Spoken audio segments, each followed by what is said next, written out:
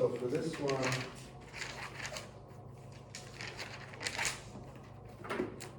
from 0 to 2 meters, rho v equals 10 rho nanocoulombs per meter cubed. So rho v equals 10 rho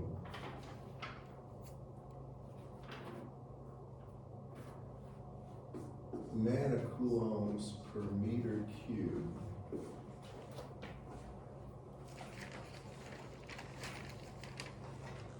From 0 greater than rho, less than 2 meters, and it's equal to 0 else. I think it says meters squared there, it should be meters cubed per minute. And I wanted the D field in the two regions. This is kind of a classic problem. Nathan? Joseph. Joseph. We're gonna go over this because overall the class didn't do real well. And 0 else. So when you do this, this is a charge density, and it's saying that all the charge exists between 0 and 2 meters. And this is a straightforward problem. It's very similar to the homework problems you had. As a matter of fact, it's adapted from homework. The charge density is slightly different. So for this one, if this is the z-axis, and we know we're out at a distance, I'll just call it A, equal 2 meters, and inside of A, we've got a charge density that's different than outside of A. So what I'm gonna do is put my Gaussian surface in here, and I'll make a Gaussian surface in there. And I always say make the height equal to 1 if you have an option. So that's my Gaussian surface. I know I have a charge density of rho v, and from symmetry, arguments of symmetry, I know the D field's always in the radial direction. Does everybody agree with this?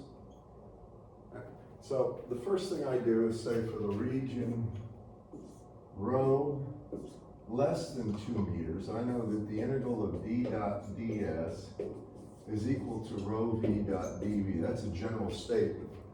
Now I'm going to apply it to the specific problem. So the integral of d dot ds here, we know this is going to be the perimeter times the height, right? We know it's the outer surface area times the d field, correct, class? In case you don't, I'll do it one time. Wasn't the height in this one infinite though? Huh? Wasn't it the height on that infinite? No, this is the Gaussian surface. Oh, for the Gaussian It's an surface. infinitely Gotcha. long charge distribution, but the Gaussian surface. Because that's where I got hung up, was If you do the problems in the book and that I gave you for homework, you know the Gaussian surface is something that you construct, and you say all the charge inside that surface is equal to the integral of d dot ds, and you find you've got to create a surface that'll be symmetric with some axis so that it gets rid of any other component of d. It's always in the radial direction for this problem because of symmetry.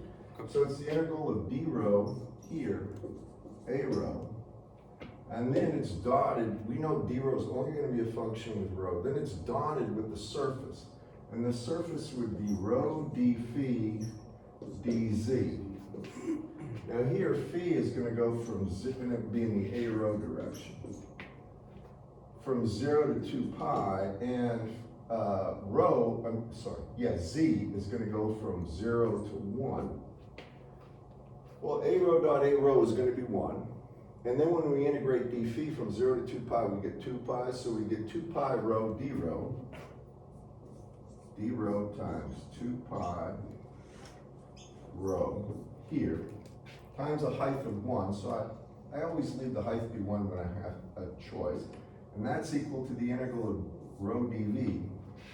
Well, here it's going to be 10 times, it's really 10, if you look at this, since this is nanocoulombs per meter cubed, this is going to be 10 times 10 to the minus 8, it will be, 10 to the minus 9 will be 10 to the minus 8. Y'all with me? Because nano is 10 to the minus 9. So it's going to be 10 to the minus 8, right here. rho. And then it's gonna be dV. Now do you remember what the differential volume is in spherical coordinates? It was on the board today, because we got a quiz on Friday. It's always what? The differential length outside is rho d phi, differential height is dz, and differential thickness is d rho. So here it's gonna be rho, right? D phi, d rho, dz. And phi is the angular variation. Where does it go from, guys? 0 to 2 pi. All the way around, 0 to 2 pi. 0 to 2 pi, right? And rho here goes from where to where? Not from 0 to A, from 0 to rho, where the surface is. The surface is inside rho equal A. So here it goes from 0 to rho, and technically I should prime that, right? And then dz goes from where to where based on my drawing? 0 to 1. 0 to 1. So that means this whole thing, if you do it, you have 10 to the minus 8, right? That comes out in front. Then I have rho prime square, or I had d phi from 0 to 2 pi, it's just 2 pi, right?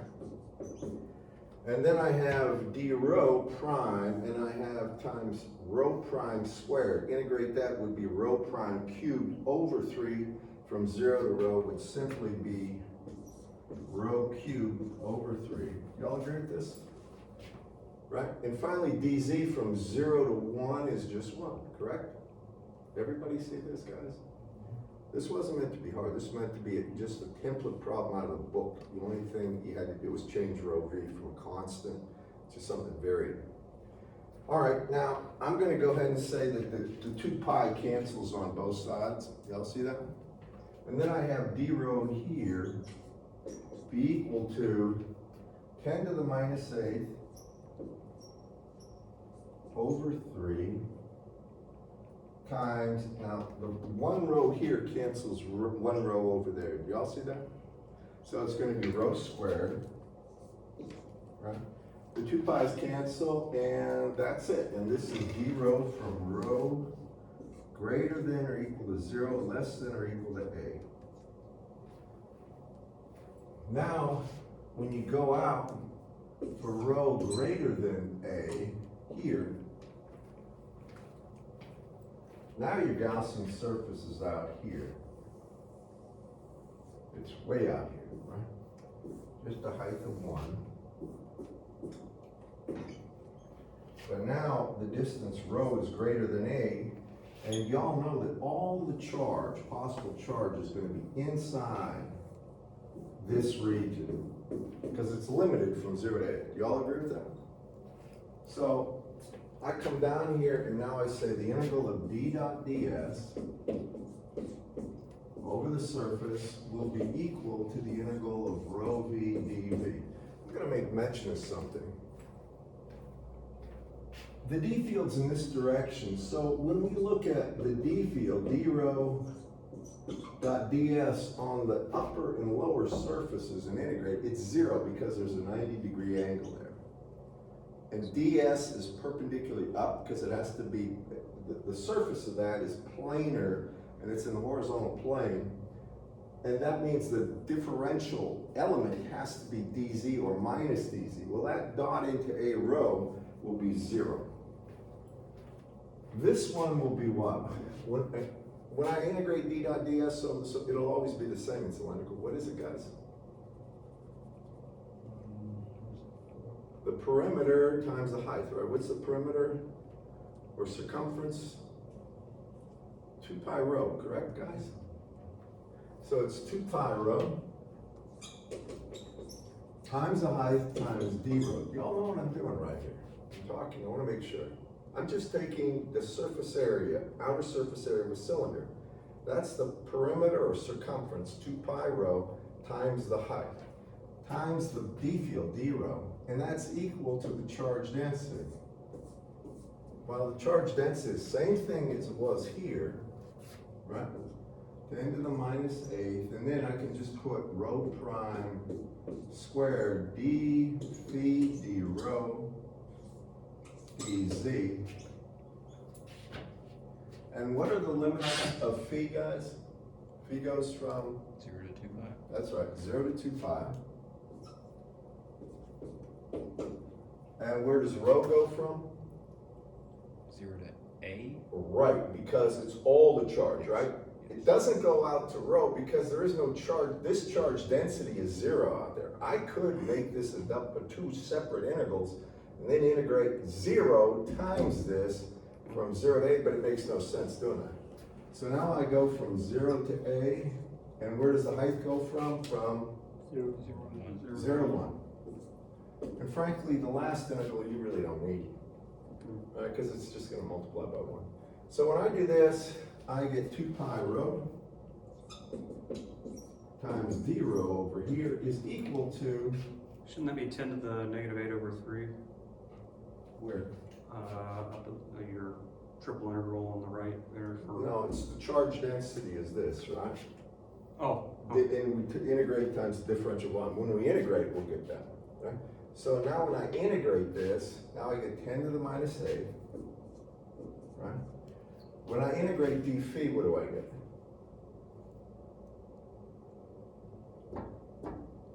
Two pi. Just 2 Yeah. pi, right? When I integrate d rho times rho prime, well, rho prime squared d rho prime, now I get rho cubed over 3, right? And when I evaluate it, it is a cubed over 3, right? And then when I integrate dz, I just get 1, correct? So we have that. And when we have that, what happens when we evaluate it? Well, I can cancel 2 pi if you look. Do you agree, everyone? I'll let you catch up with this. I'm not trying to go fast. This was meant to be a very simple problem. By the way, test problems will probably be of this order, maybe a little bit more difficult, but you have to have an extremely good feel for this stuff. There should be no hesitation. It should be just automatic. So make sure you do enough problems so you have no concerns. You gotta eliminate all your concerns. All right, do you all see 2 pi cancels? So the 2 pi cancels, right? And when I look at this, I don't have a rho over there to cancel because a is a constant. So it's divided by rho. And that means my d field is really a cubed, right, times 10 to the minus 8 over 3 rho. And this is for rho greater than a, where a is 2 meters. Now, something I'll be asking you to do when you get on tests, and also probably I'll ask something else about this for homework, just to make sure everybody's straight. I'm gonna ask for more and more plots. When you plot versus radial distance d rho, call this a. Well, I see between 0 and a, the d field going up is rho squared, right? Proportional to rho squared times a constant, and we'll do this. Then from here on, from a outward, it varies as 1 over rho cubed, or 1 over rho, pardon, it'll vary like this. And those are the two equations. At the point A, where A is 2 meters, it will be equal to that or that. This or that. So at 2 meters, it's 2 squared or 4/3 times 10 to the minus 8.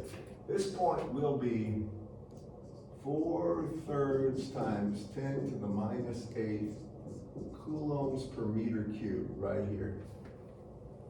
It'll be a continuum. The only time you get a discontinuous d field is if there's a surface charge. Y'all with me on this? All right, so that was the quiz in a nutshell. Unfortunately, I don't know what happened. Was there a test on Friday somewhere else or something like that? Because this was, There was from here. you had a test? Well, what I'm really trying to tell you is stuff like this, you should just knock out of the park. This is something that I expect people to completely nail. So from my perspective, I want to make sure I encourage you to work, because this is going to be something where, remember, in the summer, the class, the time you have for this course is condensed, and a lot more material is gonna come at you a lot faster, so you're gonna have to keep up with this all the time, daily, if you can. You need to spend about 3 hours for every lecture, doing problems, you know, looking at theory, see how it applies. And I encourage you to not just do the problems I give you, but if you go online, there's tons of them. If you want some extra problems, I can send them to you. I give you the solutions. It's real important. When I was where you are today, we had a book by Haidt, H-A-Y-T, and it's one of the best books. I have an electronic copy of the book. I don't know if I have the solutions, but anyway, they would give answers in the back for every other problem, and I would work literally every other problem at the back of each chapter. There'd be 50 problems, all right? So I'd work at least 25 plus the homework, and I'd solve them and get the right answer. If I couldn't get the right answer, I'd find out how to do it. But that helped me, because I was a very serious student, and that helped me get good grades. I did well, all right, because of that. I was very serious. I didn't screw around. And to be frank about it, I paid for my own education. So when you're paying, it's you're a lot more serious. I think my father helped a little bit. All right, now, this day, y'all got some homework last time, right? Do you have any questions about the homework on voltage? Because voltage is critical, you understand. And I'm gonna tell you that unless you do a lot of the problems, there'll probably be a lot of confusion, I think I'm saying this correctly without any concerns. So I'm gonna do a couple of problems, classic problems with voltage. And I want you to know something. I know you've had this before in physics, but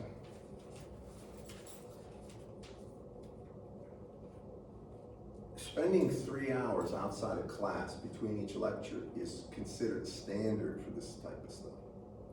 And unfortunately, a lot of people don't. And right here, in this area right here we're at, in electrostatics and magnetostatics, people often fall off the cliff. So it's real easy to get lost and never be able to find your way. Because all this stuff builds. Everything we do builds on a prior bit of material. Everything. So when we have voltage, and we talk about the voltage between 2 points, call it point A and point B, and we'd say that if we want the voltage where this would be the plus lead of my meter, and this would be the minus lead, we'd say VAB would be equal to the integral of minus E dot DL, and it would be evaluated from A to B. That's a general statement. And the reason where we got that is we found the work done by the field and the work done by the force, if we're trying to move a charge of Q between these 2 points. And the work done by the field is minus the work done by the force. Y'all with me in this class? And then we divide out Q. So this is really a potential, it's a voltage difference or an electrical pressure. I like to think of it as that. So that's VA minus VB, and again, there's my plus lead, there's my minus lead. Now, I'll start with the classic problem, and believe it or not, a lot of people fumble this. Make sure you thoroughly understand this. So I'm gonna have a charge Q. And this will be spherically symmetric, and I'm gonna come out a distance R.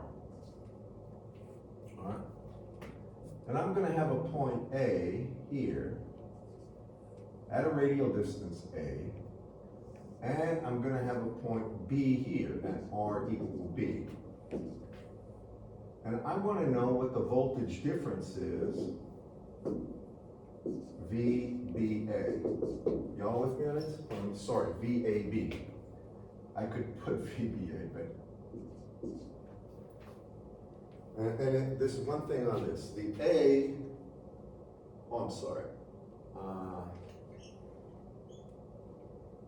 This should actually be down here. I think it's. Let me tell you where this is in the book to make sure you get this right. I don't want to confuse you. In his book, this is page 169, and it's and he shows this, but I have this a little differently. This limit right here should be this right here. There's always a minus sign, so that should be VB, and then this should be A. I'm sorry. It always goes from the lower to the upper, where the lower is down here, the upper is here, and there's a minus sign. I'm just gonna level with you, you don't have to do this. I wouldn't. Normally I get rid of that minus sign and I just flip the limits. Because I hope you know that if you have the integral minus the integral from A to D of E dot DL, that's the same thing as the integral of E dot DL from B to A. If you just switch the limits, you get rid of the minus sign. And most of the time I switch the limits and just go from A to B, where I have A here and B there. But that's okay. So let's get this VAB. And that's going to be the integral, VAB, would be minus the integral from A. Well, A is a distance, just R equal A, right?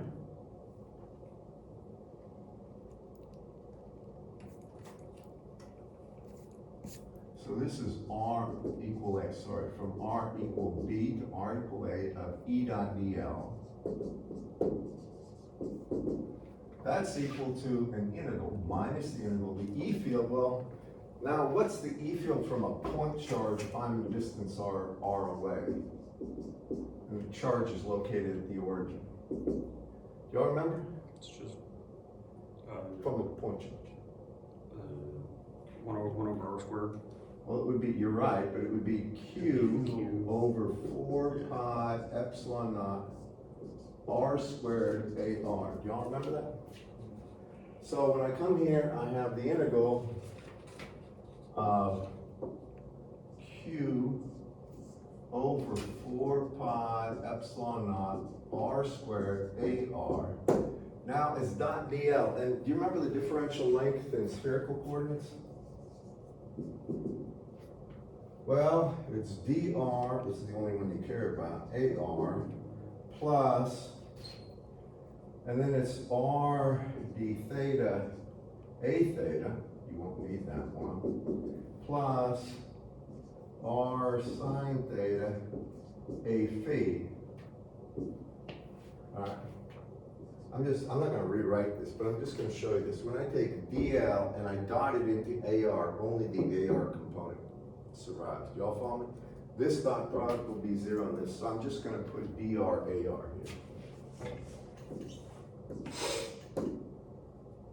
Okay, finally, when I do this, you're gonna see that this becomes kind of a trivial problem. And this will go from B to A. So when I do this, I have Q over 4 pi epsilon naught, that's just a constant. AR dot AR is 1. And then when I integrate 1 over R squared dr, I get minus 1 over R, correct class? So this has a minus sign, then I get minus 1 over R, right? Evaluated between B and A. Y'all agree? Here's the point I'm making with this one. You see how the minus and minus cancels? It's gonna be 1, right? I got a minus, when I have 1 over R squared dr, I get minus 1 over R. Then I got a minus sign already, so it cancels. Y'all with that? So this becomes simply Q over 4 pi epsilon naught. And then I have 1 over R evaluated at A, or 1 over A minus 1 over B.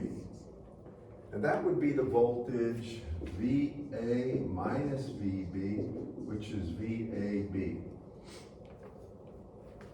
Now I've got something to show you. If I assume here that A is less than B, then VAB will be greater than 0, or positive. If you look at this, just look at this. If A is less than B, 1 over A is greater than 1 over B. Just make a number up. If A is 1, 1 over 1 is 1. If B is 10, 1 over 10 is 1/10, or 0.1. So this would be a positive 0.9. If you reverse them, it'll be a minus 0.9. And it all depends where these leads are. I want to just say this. If you have any reference point where it's, they call it a ground, and I'm going to get into that later, but usually when we say we have a reference point where all voltages are measured with respect to, it's a ground. You all familiar with that term? So if we say B is really the ground point, then as we move closer with our positive lead to the charge, the potential goes up. And when R approaches 0, it goes to infinity. Do y'all see that, class? Because you're going to get 1 over, A, as A goes to 0, it becomes infinite, right? Just remember that. As I go away from this, it becomes negative. So whenever the positive point is at a distance greater than, the ground point, then it becomes negative voltage. You all with me on this, everyone? Okay. Now, with that said, I want to talk about the ground next. And I want to erase this, because it's fairly straightforward. But usually, not always, but usually, electrostatic problems where you have a finite amount of charge, they'll say the zero potential, or the ground, is at infinity. If you have just a ball of charge, or sphere of charge, or just a finite length of charge, or a piece of a plane with a charge density, but it's a finite amount of charge, then they usually make at infinity 0. They usually do this. It's just because it makes things simple. So typically when you have a simple charge density Q, and here's the kind of problem I'd give you to see if you understand. If I say I have a charge of 10 to the minus 9 coulombs right here at an origin, and I'm off 2 meters, all right? So I'm 2 meters away. And I'm gonna say at infinity, I'm gonna ground it. So way out here, it's grounded or 0 volts when R goes to infinity. And I want to know the potential here, V right here, at this point, 2 meters. So I want to know V of R equals 2 meters. Well, how do you do that? This is something you'll get down. I know if I have the E field, it's proportional to Q over 4 pi epsilon naught R squared AR, right?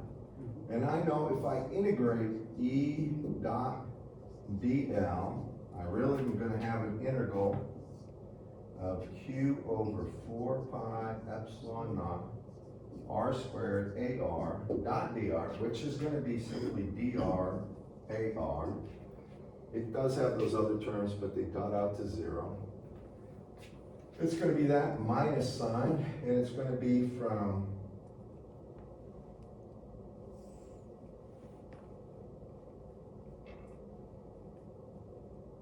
really the point A, or whatever this point is, 2 to infinity.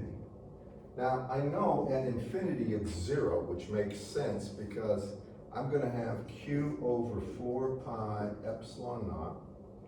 Then I'm going to have, really, I'll do it this way. I'll just put from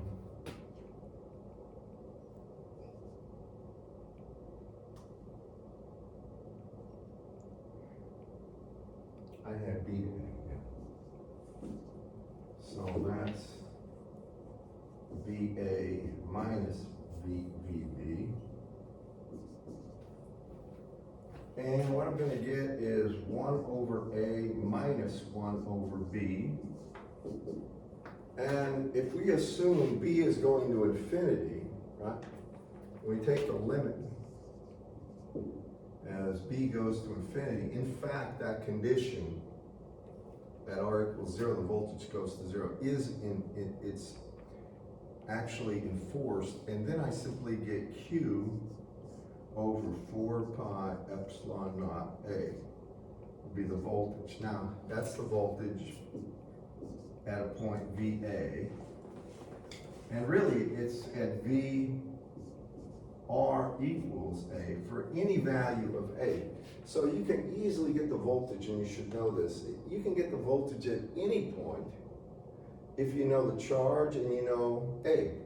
It's just plug it in. Specifically for the one I talked about, I can say here the voltage would be Q over 4 pi epsilon naught over A, in this case, 2, right? A would be 2 meters, correct? Now I'm going to plug the numbers in here. So I put down Q as 1 nanocoulomb, or 10 to the minus 9. I chose that for a reason. Do you remember what 1 over 4 pi epsilon naught is, anyone? We worked that out. 10 to the 10 to the 9th, isn't it? Yeah. Right? So it's times 10 to the 9th over 2. What's 10 to the 9th times 10 to the minus 9th? 1, right? We add exponents. Minus 9 plus 9 is going to be 0. 10 to the 0 is 1. So this is 1/2 of a volt. Another question, y'all with me? Another question I could ask is, how close do you need to be for the voltage to go to 10,000 volts? So what would you do?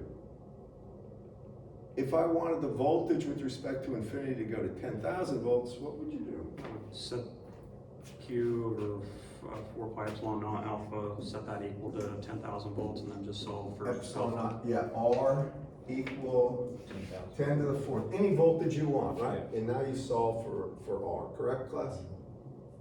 And those are, there's nothing much to this except paying attention to detail and understanding the concept. So that's what it is for a point charge. Now we're going to do voltage for a line charge. And then for a ring.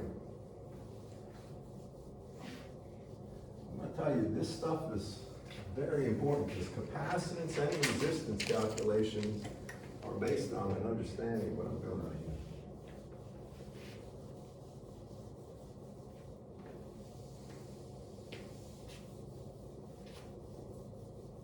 If I was you, I'd always write down the basic definition of voltage between 2 points. So now we're going to do the cylindrical case. I'm going to start with just an infinite line of charge. So we're going to assume we have rho L, a charge density per meter on the z-axis. All right? And I know the D field from this, or the E field. In this case, I know the E field is always radially outward, and it would be equal to rho L over 2 pi epsilon naught rho A rho. Y'all with me on that? I'm putting the line charge right on the z-axis, and we're in cylindrical coordinates, correct? Now, if I want the voltage, and this is important, if I come out a distance rho, or I'll say it's A, and I'm going to put this as the positive point, and then I come out a distance B, and I make this the negative point, this point would be out at rho equal B. And I want to know VAB. Y'all with me?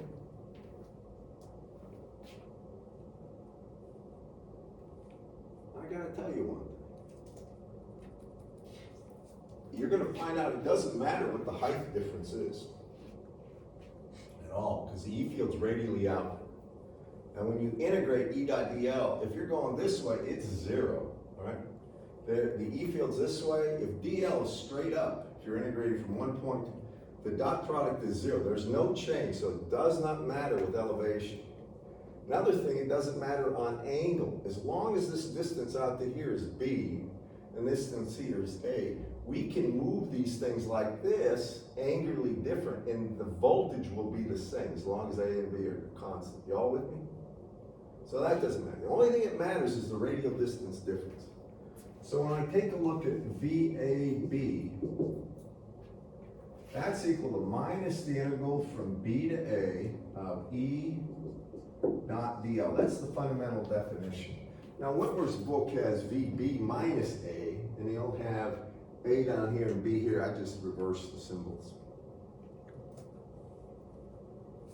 Let you guys catch up. And when I do this, what you're gonna find,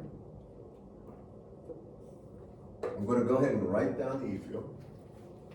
So this is equal to minus the integral from, really it's rho equal B to rho equal A. It's the radial distances. The E field is rho L over 2 pi epsilon naught rho A rho. And then DL dot DL. Now, you remember what DL is in cylindrical coordinates? I'll give you DL in spherical and cylindrical, at least for a while, if I give you a quiz or anything like that, because you really haven't been immersed in them. But after we get done with electrostatics, you should know these by heart. DL will be equal to simply D rho A rho. I gave you did you all get that sheet I sent you on the differential lengths, differential Yes. volumes, differential surfaces and all? All right, you can look there, but it's going to be D rho A rho, and then it's plus rho D phi A phi plus DZ AZ. Now, if you look at this, the minute you see the E field's got an A rho, the only part of this you care about is right there. We could write the rest, but the dot product of A phi A rho is 0, AZ A rho is 0, so we just put D rho A rho. Or, yeah, D rho A rho. And the dot product of that is going to be 1. You all with me? So far? Does everybody understand this? So now when I do the dot product, it's 1. I have rho L over 2 pi epsilon. Epsilon. And what's the integral of 1 over rho d rho? Take 1 over x dx. What do you get when you integrate it? What's the integral of dx over x? Anybody? Natural log. All right, you have to make sure you know these integrations. Natural log of x, isn't it? Y'all remember this? Okay, this is something you're gonna have to know real well. It's like the integral of x dx is gonna be x squared over 2. The integral of 1 over x is natural log of rho, evaluated from rho equal b to rho equal a. But it's got a minus sign, right? Do you all agree with that? Because there's a minus sign in front of this integral, right? And here's what I do usually. When I see that minus sign, this is me. You don't have to, but it's easy. When I see a minus sign, I just reverse the limits. That's it. So I get rid of this, make this A, make this B. Now I get rho L, right, over 2 pi epsilon naught. And then it's natural log of B minus natural log of A. And here I gotta make sure you understand this. If I have natural log of B minus natural log of A, that's the log of B over A. Y'all agree with that? Right? Log A minus log B is log A over B, and this, it's going to be B over A in this case. So this is really rho L over 2 pi epsilon naught natural log of B over A. And does everybody agree with that? Okay. Now that's how it is for a single line charge. You could always complicate things by putting a surface charge out there. And then you'd have to get the E field from both of those, add them together, then do the integration. But fundamentally, it's the same process. Find the E field first, then do the integral. And that's the E field from a line charge. Now, I want you to take a look at this for a second. That's a ratio of the outer versus the inner radius. You'll notice in my drawing here, I have B greater than A, correct? Just scaling wise, right? If it was opposite, it would be a negative value. You would see, if B is greater than A, the natural log will be positive. Just for reference, the log of 1 is 0. When you have a log of something less than 1, like 0.1, the log of that is going to be negative. If you have a log of something that's greater than 1, it'll be positive. Y'all with me? So it's important to understand that. And when we do this, when we have this, when you look at this, you can't put a reference at infinity and have it meaningful, because as B goes to infinity, I want you to look at this. As B goes to infinity, I have the log of infinity, don't I? Well, log of infinite, if you have infinite value over any finite value, it's still infinite, isn't it? And the log of infinity is infinite, isn't it? Matter of fact, just so you know, if you actually plot x here versus the natural log of x, when x is 1, the log is 0. And it does this. Asymptotically goes to infinity, and then here, it slowly rises like this and will head out to infinity. But that's a logarithm of x versus x. All right, and you should have this like down in your head, how it looks in your mind. So if you say, well, what I'm going to do is take B and make it infinite, then that's an infinite voltage. So anytime you have, and this is an infinite amount of charge, do you see this is an infinite line charge? Anytime you have an infinite line charge, the difference between any finite distance and infinity will be infinite. There'll be an infinite voltage. And that'll always be, it'll be true for any infinite amount of charge, be it a surface charge, a line charge. It'll always end up being an infinite amount of voltage between any point and infinity. Okay? So we really talk, when we talk about voltages, we talk about between a point and another point, or a point and a reference surface. And that's important. Next, after that, I like to do this next. We get the voltages, well, I'm going to do this next. Voltages from some of the things that we've done before. One of the surfaces or one of the structures we looked at is a loop. We looked at the E field from a loop on the axis. Here we're going to get the voltage. I'm going to show you something that's beneficial to.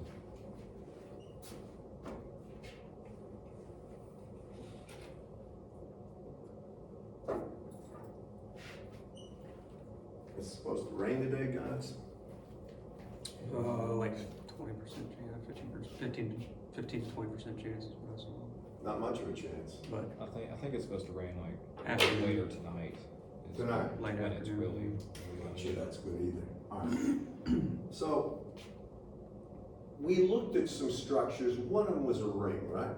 If we have a ring of charge, actually this marker. Guys, did you see a waste paper basket anywhere around here? Like, no one had mine. No, huh? Nope. Well, remind me to throw this stuff out, because I like to get rid of the dead markers. And there's usually an abundance of them. We'll use this one. So this is the z-axis. And now, this is dying too. This is going to be x, y, and z. And I'm going to put a little ring of charge out here. As such, you can make the radius of the ring A. It's got a charge density rho L. And do you remember how we did this to get the differential electric field in the z-axis? We said we're gonna have rho L times A d phi would be the charge density, and that would be dq. And then we found the differential E field here. We integrated and we found out when we did the whole thing, we found out one thing about this, that the E field itself, I'm gonna show you some tricks on this one. On the axis, this is on the z-axis, so at rho equals 0, the E field was simply equal to rho L, right? And then it was divided by 2 epsilon naught, and it was a squared plus z squared, if you remember this, right? And that's to the 3/2 power, then it's times a times z, and let me show you where this is in your book, so you can put a reference.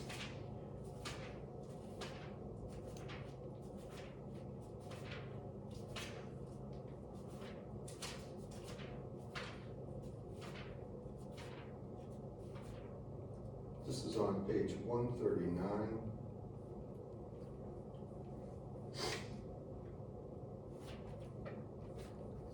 Now, when I have this, I'm going to show you a couple of tricks. That's a finite amount of charge, right? And this is in the AZ direction. Now that's the E field. If I want the voltage between any 2 points on the z-axis, there's a couple things I'm going to show you that are really good to know. So if I want the voltage difference between a point A and a point B, I won't call it A. I'll call it between, I'll call this H, it's B. Call it H1 here. And H2 here. And I'm going to say at H1 is the positive lead and at H2 is the negative lead. So I want to know VH1 minus VH2. Do y'all follow me on this?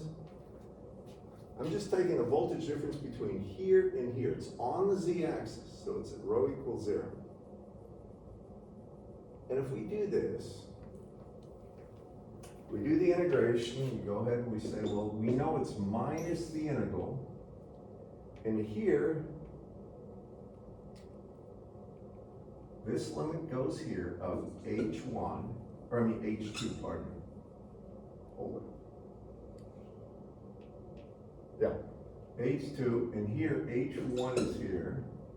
Of the E field, that's the E field, so the E field is equal to rho L times A times Z. You know what? I didn't put that down there. There should be an A times a Z, then A Z. I'm sorry about that. It should be the radius times the height that you're on the z-axis there times AZ. It's rho L AZ in the AZ direction over 2 epsilon naught A squared plus Z squared to the 3/2 power. And then it's dot dl. Well, if we're in cylindrical coordinates, dl is equal to d rho a rho plus rho d phi a phi plus, and then it would be dz az. Are you with me on that, guys? Now, look, when you have an az there, it's the electric field. When we do the dot product, the only part we're going to get is this one. So we just put dz az. So it's dot az dz. Everybody with me on this? Okay. You can see az.az is 1. I'll take out all the constants. So now I get minus the integral from h2 to h1 of, and that's actually, let me take all the constants out in front. So the constants are rho L, A, here, over 2 pi, or 2 epsilon naught. That's this, this, this, and this. And then I'm left with the integral of z over the quantity a squared plus z squared to the 3/2 power dz. Y'all see that? Just got the constants out in front. Now, to do this integral, this is the way I look at it. When I look at this thing, I hear something to a power. So I always take a look, if I make that u, then du, well, if I have a squared, which is a constant, plus z squared, and make it u, then the derivative of that with respect to z would be 2z dz. You all see that? So when I do this integral, I'm just cared about that integral. When I have z over a squared plus z squared to the 3/2 power dz, I just want the functional form of this.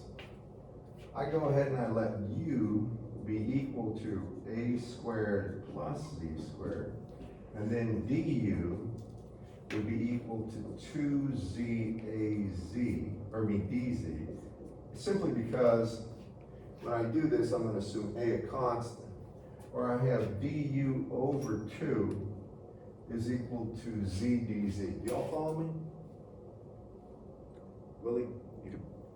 All right, now, when I do that, therefore this integration becomes the integral, well, z dz is du over 2. And then this is really 1 over u to the 3/2 power, isn't it? Correct, class? Okay.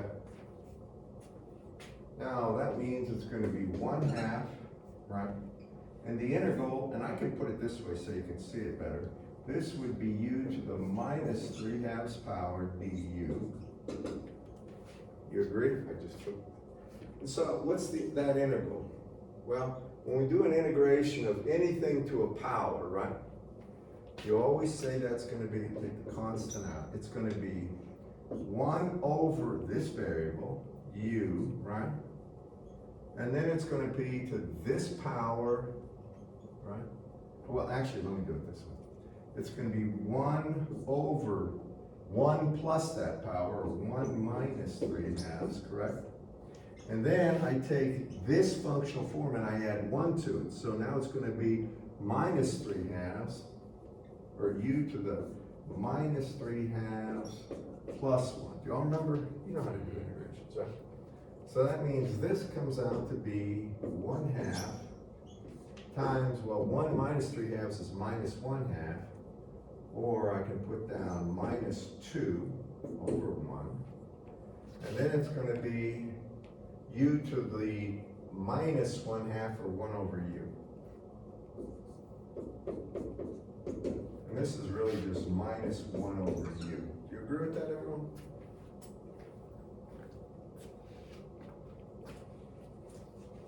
And then when you substitute in what u is, you get 1 over a squared plus, minus 1 over a squared plus z squared.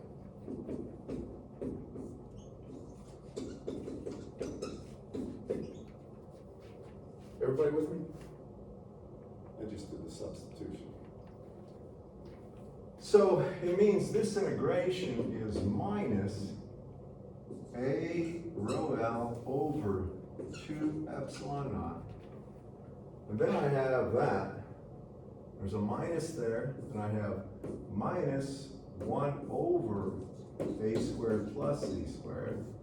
And then I have the limits from h2 to h1.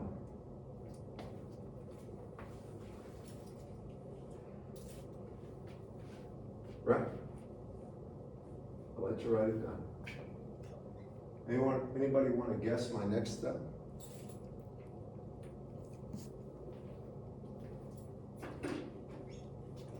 Well, you see there's two minus signs multiplying? Minus 1 times minus 1 is 1, right? So I'll get rid of these minus signs. Make that a 1. Now, next thing is I just evaluate it. So I have this equal to a rho L over 2 epsilon naught. And then I have 1 over a squared plus h1 squared minus 1 over a squared plus h2 squared. And that is the voltage difference between the points. You got me? I'm going to show you the trick. That would be the voltage difference between any 2 points, H2 and H1, where H2 is at a greater height and H1 is at a lesser height, and you're assuming the positive lead is at H1, as drawn.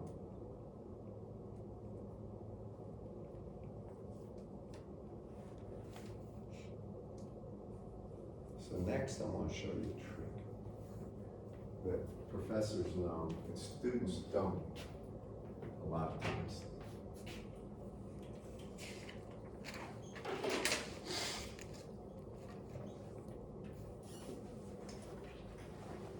Actually, the professor will eventually tell the student. I shouldn't say it that way. They're not, professors aren't like nefarious people that are trying to do evil. But sometimes they let you struggle for a while before they show you a way to do something simpler so that you really appreciate it.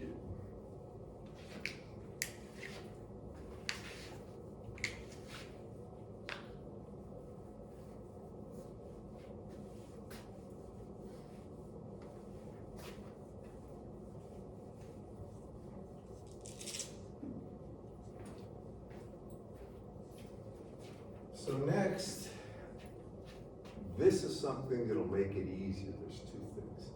One is, if you have a voltage from any source that's a function of x, y, and z, then the E field is equal to minus the gradient of that voltage. Now, that's the first thing. I'm going to just say this.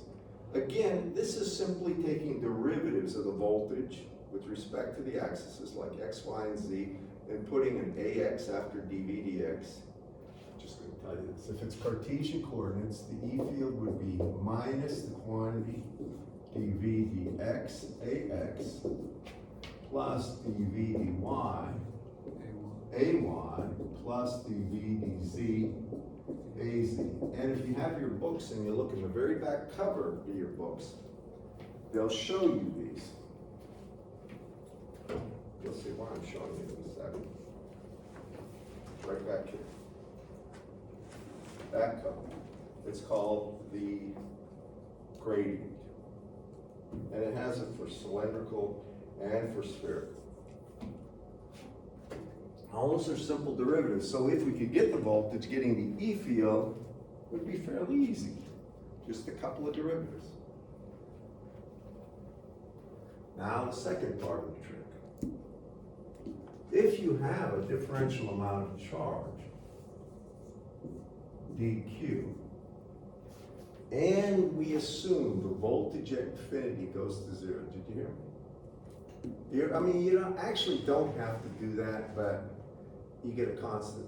For now, I'll just leave it alone. And if you want to know at a distance r away what the voltage is, I mean, the differential voltage, let me do that.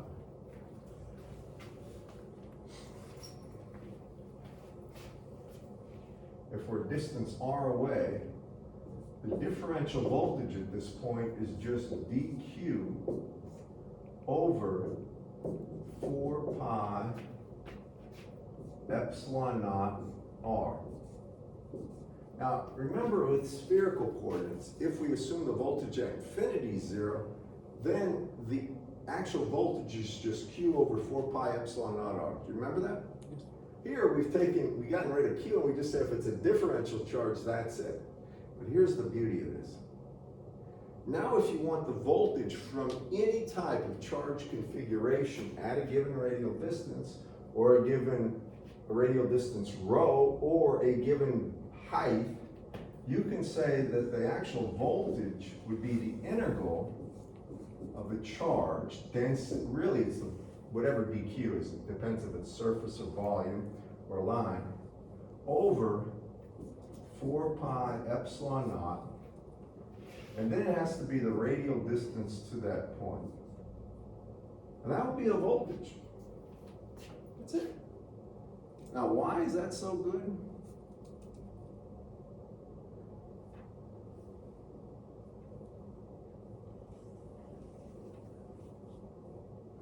I'm trying to remember where he has this in the book. He shows the gradient on page 171, but where he shows dq, look at, that's the thing with Dr. Lewis' book. I don't know if he shows you, I mean dv.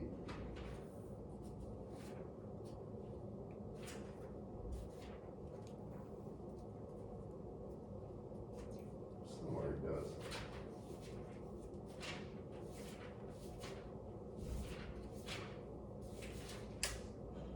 Well, I don't know where it is, but it should be in there. If he doesn't, don't worry about it. I'm showing you. Just remember what I'm showing you here. All right, now why is that so important? And let me explain this to you. If you have charge configurations where you want the voltage at a point, and the distance from that charge configuration at any point is a constant, you can easily get this voltage by evaluating this integral. Remember our loop problem just a second ago? If this is x, this is y, and this is z, if I have a loop of charge as such, with a radius of a, charge density rho l, and I want the voltage at a height z. I want V of z on the axis. All right? Let me show you how easy this is so you appreciate it. Y'all understand what I'm after. Got a chart. This loop is concentric with the origin. It's centered at the origin. Then the XY plane's got a charge density rho l. And I want the voltage here. Well, I start by getting the differential voltage here, dV. And that means I'm going to come down here. This is going to be my R. And that R will be equal to the square root of A squared plus Z squared. Do y'all see that? Right? And I take the differential amount of charge here. Well, that differential amount of charge, dQ, remember what it would be, guys? Well, dQ always implies charge density times some differential volume, surface, or length, right? Since it's a loop, it'll be differential length. You all agree with that? Yep. So what's the what would this be? The charge density would be rho L, correct? And what would the differential length be here? Anyone? Think of the tip of the windshield wiper. I always say it's what? It's got to be d phi, right? I'm moving with the angle d phi, but it's also got to be proportional to the length of my wiper, right? So it's times rho d phi, right? Or yeah, use rho d phi, and in my case, it would be rho L times a d phi, correct? Because a is the radial distance. You all see that? So that means my dV over here, the differential voltage, would be dQ. Well, dQ is this, so it's going to be A d phi, and then I'll put rho L out in front, right here. And then it's divided by 4 pi epsilon naught R. Well, R is equal to the square root, or you can take a squared plus z squared to the 1/2 power, right? That's dV. Do you all agree with that? Now you'll notice the differential is feet. So if I want V, please watch this. If I want V, I simply say it's equal to rho L A over 4 pi epsilon naught. And then I have to integrate the phi over a squared plus z squared to the 1/2 power, right? And that would go from 0 to 2 pi. In other words, the phi goes from 0 to 2 pi. You'll notice, and I left this in here for a reason, a and z do not change versus phi. You all see that? A is a fixed distance away. We're right at the loop, on the outer part of the loop, which means this is just 2 pi. So this is equal to rho L A. Now, when I get 2 pi from the d phi integral, I got 4 pi there, so it's just divided by 2 epsilon naught, right? And then divided by a squared plus z squared to the 1/2 power, right? And if you remember what I put up a second ago, I said that the voltage difference between 2 points was rho L A over 2 epsilon naught, and then it's 1 over a squared plus, and this was h1 squared to the 3/2 minus 1, the 1/2, minus 1 over a squared plus h2 squared to the 1/2 power. Do you all remember that? But we're starting from 0 here anyway, so it's What's that? accounted for in Z. What's that? I'm just talking out loud, but yes, I'm following, sorry. Well, the voltage at 0, by the way, here, this is important. The voltage at 0 would be rho L A over 2 epsilon naught, and this would be a squared to the 1/2, or it would be what? Simply a, right? So when z is 0, the a's cancel, I get rho L over 2 epsilon would be the voltage at the origin. That's the largest value of voltage. And I'll tell you one other thing. Now, if I have that voltage, that was easy to get. You all agree with that? I'm just taking the charge, then I'm just taking this and doing the d phi integral and multiplying by 2 pi. Well, once I do that, you'll notice if I want the E field, I simply take a gradient of this, holding a constant, so it's only dV dz. Are you with me? When you take the derivative of this with respect to z, you're going to get minus 1/2 a squared plus e squared to the minus 3/2, or 1 over a squared plus e squared to the 3/2 power. And then it would be times 2z. But you get the E field we just calculated using Coulomb's law. In other words, the voltage is easier to get, and it's easier to take a gradient of the voltage to get the E field and throw that minus sign than it is to do the differential integrations of the charge to get the differential E field and integrate it all around. I'm just going to level with you, that's the truth. So that's easy. As a matter of fact, one more perspective on this. Since I know voltage is only proportional to distance to point, that point is the same distance whether I'm here, here, here, or here, correct?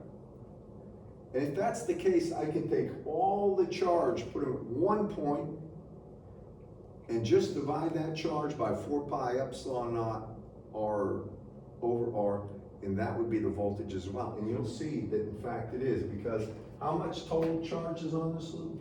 I'm just going to do it right here. V of height z. Well, it would be what? The total amount of charge, Q, which is going to be what? The perimeter distance, 2 pi a rho L. Do you all agree that would be the perimeter times the actual charge density? And then that's Q over 4 pi epsilon naught. And then it's the distance from here to here, which would be R. a squared plus z squared square root, right?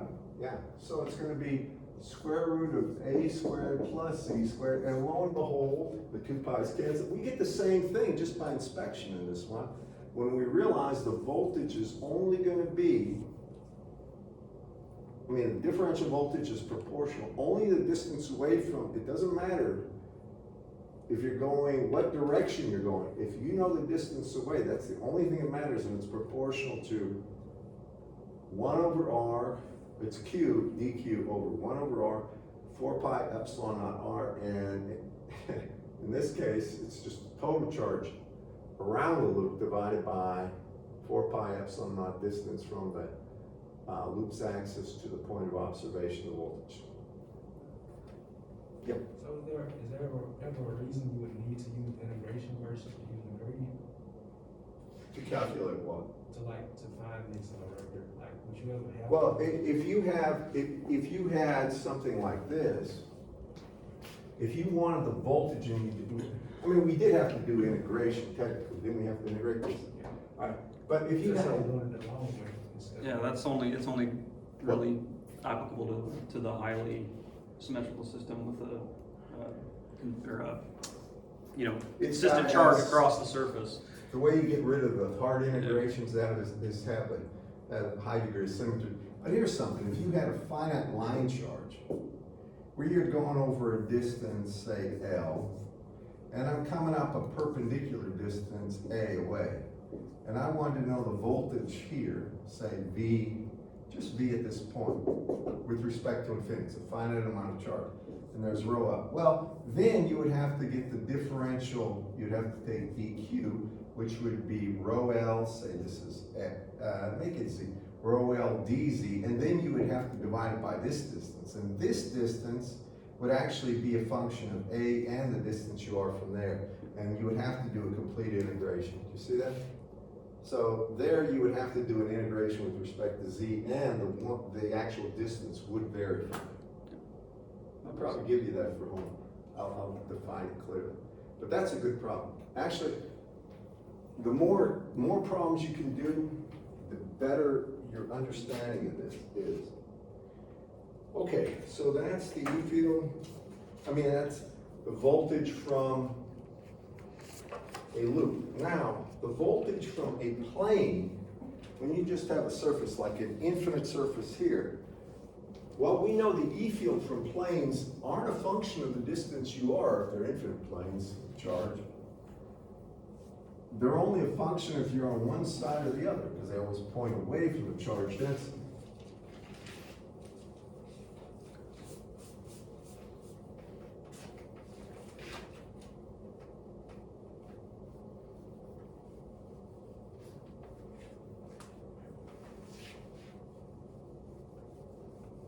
We lost at least half our cards. I don't know. I guess some people, I like to sleep in too.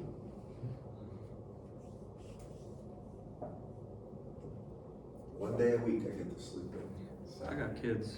They get up at 6 o'clock every day. You know, No matter whether I want to or not, I'm up.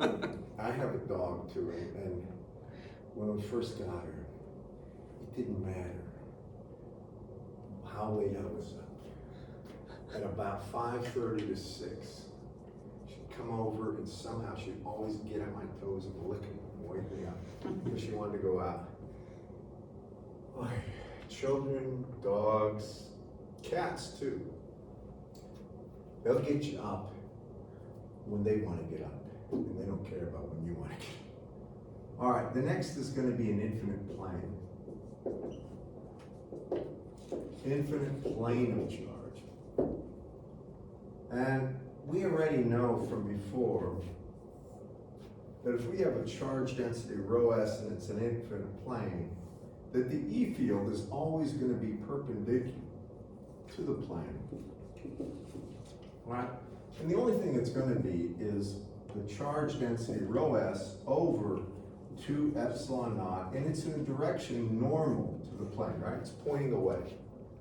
Well, if that's the case, then the voltage between any 2 points on a plane, when I take a look at VBA, VB minus VA, minus the integral of E dot dl, and this would be from A to B in this case.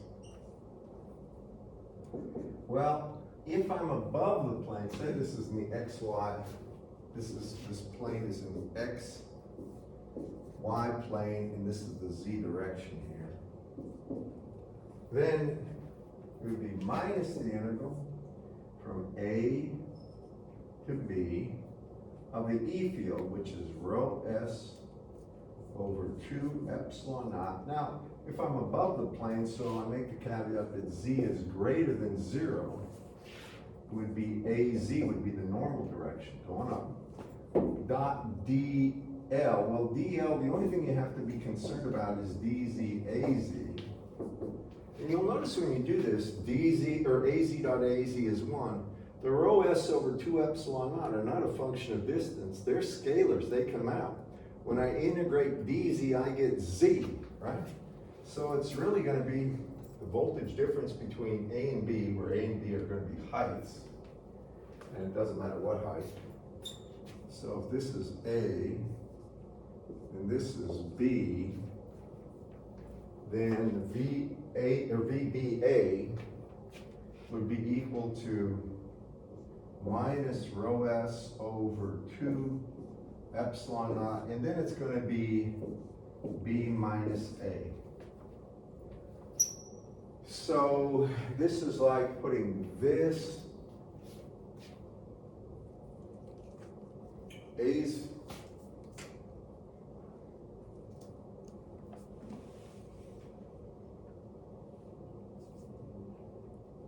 wait a second.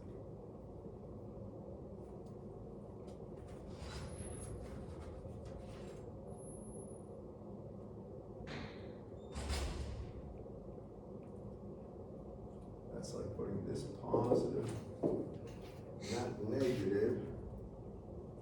Yeah, that would be a negative voltage, because the closer you get to this plane, the higher the voltage. It'll always be that way. Here I've got the positively further away than the negatively. And that will be minus this, and I can flip these and make it plus.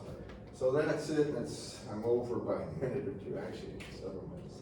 Y'all in the class, any questions? Consider this the office hour if you want to ask questions. Y'all remember voltage from physics? Have you had, how many had their physics here at Auburn? One? If you had it here, you got voltage, I know that. Right? So if you had physics here, you got immersed with voltage stuff, and physicists a lot of times, they spend more time in the mathematics. I enjoy physics a lot.